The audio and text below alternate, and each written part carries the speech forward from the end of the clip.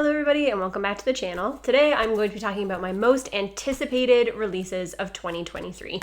And I will admit that going into 2023, I feel like there were fewer books on my radar that I had organically heard about just through word of mouth or anticipating next entries into series or anything like that.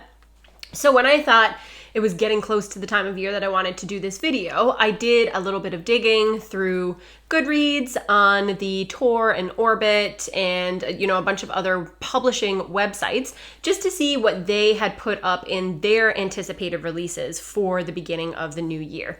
And just like every time I do this video, obviously the releases are front loaded because they usually advertise their books for the next quarter or maybe the first half of the year, but definitely these books are stacked for the first quarter. I think most of them come out before April, and then I have a couple that come out later in the summer. But once I did take a look at these, there were some that sounded really intriguing and that I was really looking forward to. I don't know if I will get to read every book on this list, but I put 12 here because 12 seems like a nice attainable number. One per month. Obviously, I'm not really going to read one every month because of the way that they're being released. But if I could read 12 new releases next year, I would feel like I was keeping abreast of the new releases while also getting to read my backlogged books. So we will get into it. And the very first one is a book that I had already heard of. And this one I had heard of because Patrick shared the cover over on his Twitter. And the cover was beautiful. And it instantly pulled me in and made me want to see what the book was about. And then when I saw what it was about, I thought that could be something that I would really enjoy. And the name of that book is The Heavenly Sword by Alice Poon. So this comes out on January 10th. And this is one, I think, of maybe two, or it could be the only YA release on the list. But like I said, between the gorgeous cover and the summary of the book that was given, I could not put it on here. This is I think it's supposed to be like a cultivation style fantasy release, and it is based on the legend of the moon goddess from Chinese mythology. And the moon goddess is reborn as a mortal girl who has to protect her people from the power of this wolf god. So it has a couple of things that I really enjoy, especially in a YA story with a strong female protagonist. There is this intermixing of mortals and gods. I usually end up liking that as a storytelling device. And like I said, it just is so gorgeous that as soon as I saw it, I really, really wanted to read it. After that, we have The Daughters of Izdihar, I think is how you pronounce it, by Hardir Elsbai, and that is coming out on January the 10th. And again, I just wrote a very quick summary of all of these books so that I could give you a little bit about what they were about and let you know why they sounded appealing to me. So this is a debut novel. This is a first-time fantasy author, and it is inspired by Egyptian history. I think over definitely the last 10 years, we've been getting a lot more variation in terms of background for fantasy stories. We get more outside of that just general Western European style of fantasy, which is really exciting because I will admit that my foundation in mythology is mostly based on Greek mythology, and I don't know a lot about the other mythologies of the world. So when I can read a fantasy book that integrates some of that information in with the world building, it's really fun because then I can learn about things that are interesting to me and I can see things from a different perspective. So I'm always looking for more fantasy that can help me discover new things about the world and discover a new variety of stories. So that's always one plus. And like I said, this one is inspired by Egyptian history.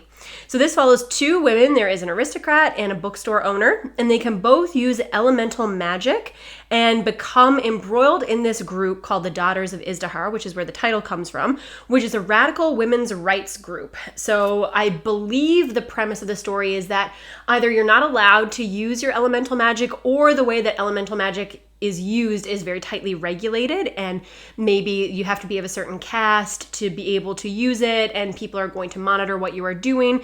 But they both end up joining this women's rights group and then are linked through there. And hopefully this will include a lot of great things about friendship. I always enjoy when there's a really strong friendship in my fantasy stories, and that just sounds really good. It's a different perspective from fantasy than we typically get. There's a lot of preparing for war. There's a lot of that setup in fantasy, but joining one of these like underground groups sounds like a little bit of a different spin on that. So looking forward to seeing what that is all about.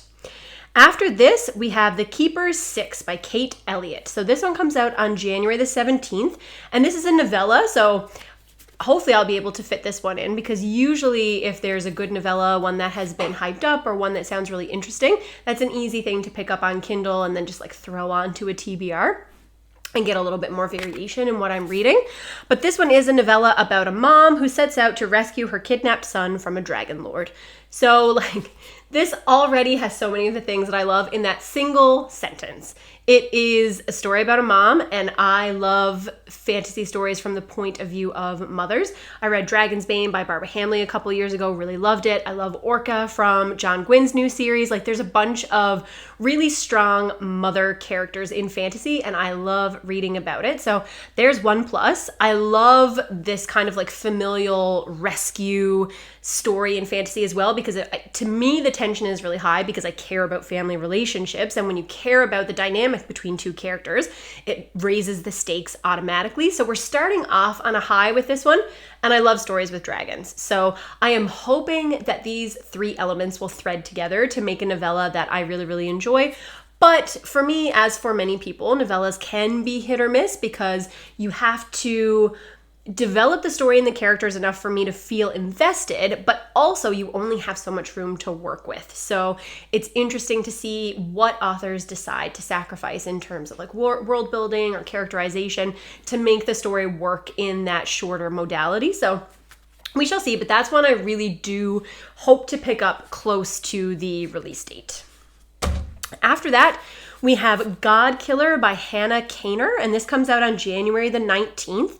So this one sounds like a dual perspective story. It doesn't say in the Goodreads summary, but the Goodreads summary talks about two separate characters and how those two characters' stories intertwine. So I imagine it will at least be dual perspective. So we have Kissin, who is a god killer, and she finally finds a god that she can't kill. And then we have Elagast, who's a veteran of the god war, who crosses her path while on a mysterious quest for the king. So it sounds like they are both embroiled in this kind of like god intrigue. They're going to cross paths at some time, and I'm assuming there's going to be some conflict or hijinks that stem out from there. Like I talked about earlier, I tend to enjoy when gods come down to interact with mortals in fantasy. It just adds a fun dynamic to the story. It can really raise the stakes. Usually there's a lot of exploration of themes that I enjoy when you're integrating the immortal with the mortal. It gives you lots of different things to talk about and discuss. Usually things about, divinity, obviously, but then free will and purpose. Those sorts of things usually get woven in when you have that intersection in fantasy. So I am hopeful that we will get to explore some of those ideas. And it just sounds like a very intriguing fantasy story. After that, we have a couple of continuations of series that I have been looking forward to. So the first one is The Tyranny of Faith by Richard Swan. So this one comes out on February the 14th, and that will be a happy Valentine's Day present from myself to myself. I would like to say that it is very difficult to film a video anywhere near the holidays because Pippin will see someone delivering a package, like even if it's a couple of streets over, and is in like full protection mode. So we will continue on and hope that there's no more interruptions from Pippin. But yes, The Tyranny of Faith, I will definitely be reading that when it is released. It is the sequel to The Justice of Kings, which I really enjoyed this year. Justice of Kings was a very fast-paced, mystery-driven fantasy novel, and there was some interesting character development near the end of the story. And the way that the story is told is it is a reflection by one of the characters who's looking back. So you get information about the characters and where they end up, and it makes you curious to see how that is going to happen. So we were given information on one of the characters and what is going to happen to them. And we saw something that could definitely act as a catalyst for some of those changes at the end of book one. So I'm very, very intrigued to see the path that this character is going to follow and how they go from the person that they are right now in the series to the person that they will become by the time that the narrator is writing down this story. So hoping for good stuff there and expecting it to be good, to be honest. And then we have The Shadow Casket by Chris Wooding. So this The release date that's listed on Goodreads is February 16th for this one, and I'm hoping that that is an accurate date. This is the sequel to The Ember Blade, and I know that some people have been waiting for The Ember Blade for a lot longer than I have, but this was one of the first books that I read when I started on BookTube, and it was a really fun modern fantasy with a lot of classic tropes, a little bit of genre blending. There was some horror elements in the first one along with those kind of like classic fantasy elements, and I really, really liked it. I didn't realize how much I liked it until I finished the book and was kind of like slammed with all these feelings about it being over and not knowing when the second one was going to come out. So I am really, really happy to hear that the sequel is going to be published in 2023, and we'll definitely be reading that one right away.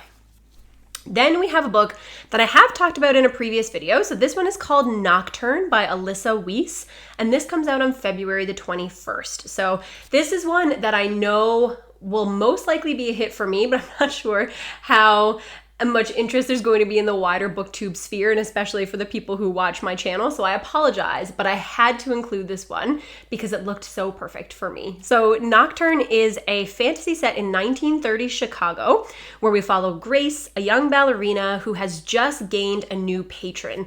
And this patron, once they are connected, she finds out through him that the world may not be exactly how it seems. And it sounds like there's going to be this kind of like discovery of maybe an underlying magical world. I'm assuming this is going to be some sort of urban fantasy. It is set in Chicago.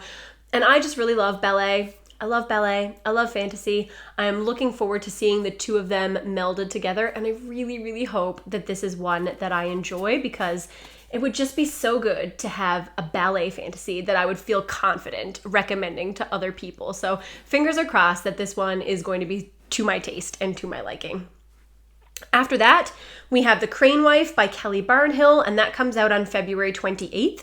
And I didn't write down much of a summary for this one. I just wrote down it is a retelling of The Crane Wife, because I don't know the myth of the Crane Wife. Like, I don't know the details. I don't know what happens or what to expect. And I kind of want to keep it that way. I put this on my list solely because I love Kelly Barnhill. So for anyone who doesn't know, Kelly Barnhill is the author of The Girl Who Drank the Moon, which is one of my favorite middle grade stories of all time. I think she has beautiful writing.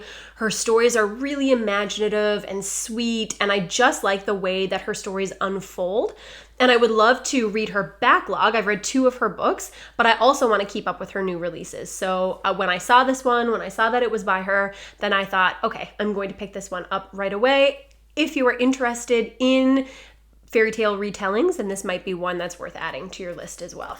And then we're down to the last cue card here, and the next one is Untethered Sky by Fonda Lee. So that comes out on April the 11th, and that is one that I had heard of, because obviously when Fonda Lee releases a new fantasy book, the world is going to take notice. The Greenbone Saga swept the book reading world by storm, has earned itself a lot of praise, a lot of acclaim, and I think everybody is looking forward to seeing where Fonda Lee goes next.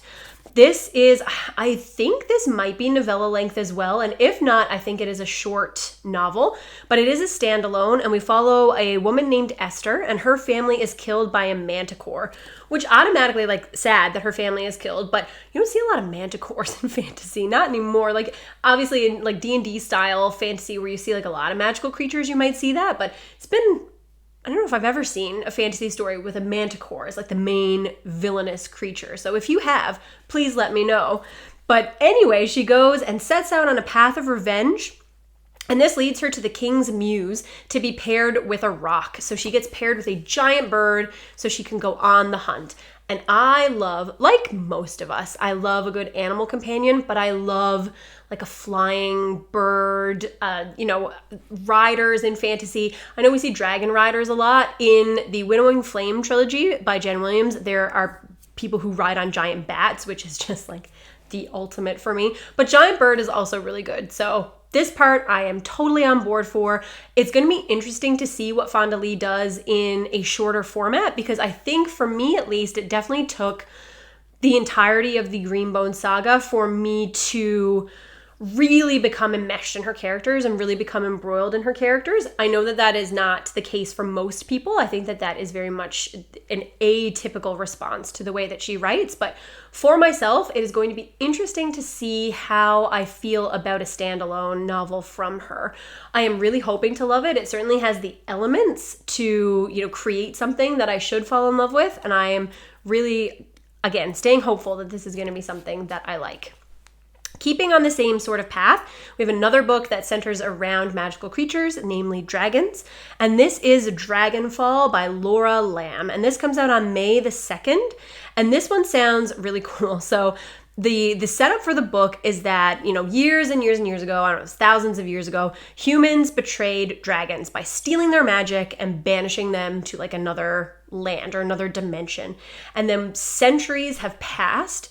And now the dragons are worshipped as gods by humans who either don't remember or don't care to recall the history that they were a part of.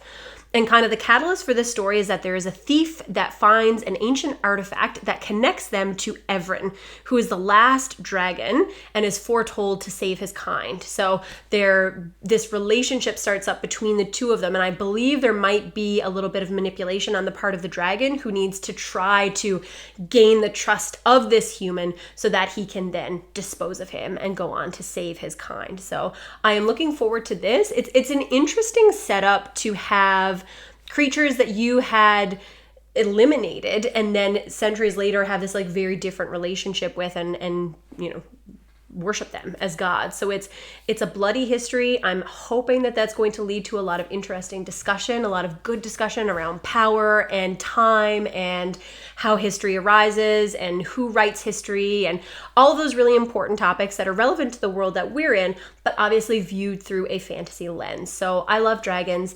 There's a lot of good dragon content on this list. So I'm hoping that 2023 is going to be the year of the dragon story, and that I'm going to find some phenomenal fantasy books about dragons that I can then in turn recommend to everybody else. And the last new book that I'm going to talk about, because the final book is a continuation of a series, the last new book is called The Sun and the Void. And this is by Gabriela Romero. Oh gosh, I don't know what I wrote down. My printing is really sloppy here, but I think it says La Cruz. And that's July 25th that this one comes out. And this is a fantasy story based on the folklore of South America. And basically what happens is that our main character accepts a deal from her sorceress grandmother, which leaves her having to defy the gods. So again, I think there's a little bit of melding of like the mortal and the immortal in this one. I'm not sure if the main character even knows about magic at the beginning of the story and then finds out through her grandmother that this might be real. This again is one that just caught my eye because it's a little bit outside of that typical classic fantasy that I tend to read. And when I was looking for books that I thought would capture my interest and things that I would like, this definitely was one that kind of piqued that interest in me. So I am hopeful that of all of these books that I have found, as I've been looking through the various websites, there will be a couple in here that I could really fall in love with and then would give me some series to look forward to, some books to, have those anticipatory feelings about in the years to come. And then the last book on the list, which is, I'm sure, the same book that is on the anticipated list for every sci-fi fantasy fan, is Lightbringer by Pierce Brown. So this comes out also on July 25th and is the 6th installment to the Red Rising series. No longer the final book. I now believe there's going to be 2 books that are split up, but still one that I am so looking forward to. I think the whole modern sci-fi world was holding their breath as Pierce Brown stepped away from social media, was talking about writing the last book and rewriting and editing, and there was not a lot that was coming out of there, and we were all just waiting with bated breath for when that announcement was going to come. And you could kind of feel it building as Pierce Brown made his way back to social media, and some tiny hints started to get dropped, and then obviously we're all thrilled when the information was released. So I, along with many people in the booktube sphere, will probably be rereading the previous books leading up to this release. I read all of the series as it came out. The first one, and I've talked about this before, was marketed as a YA book during a time that I was reading a lot of YA. And so I picked it up on release, really loved it, and then have read the rest of them on or near release day with every release since. So it's been a while since I read the first one, and I think it is time for a reread. I definitely flew through these the first time I read each of them, so I'm hopeful that it will not feel like a task. I'm hoping it will feel like coming back to characters that I love, because there are truly so many characters that I love in this series. Pierce Brown has made me feel for so many of the people in this story, and I need this book. Like, ever since the end of the last one, which I have the unpopular opinion of not really loving Dark Age, the last book that was released, but it did not change my views on the series. I am still so excited to read it, and there are things that happened at the end of that last book that I need to know. I need to know what happens next. So it's a countdown to July, because this is absolutely the most anticipated book for me for this year, and I cannot wait to have it in my hands. But that's it. Hopefully these were some new titles, maybe some ones that you hadn't heard of before, that can get you interested in at least a couple of books from next year.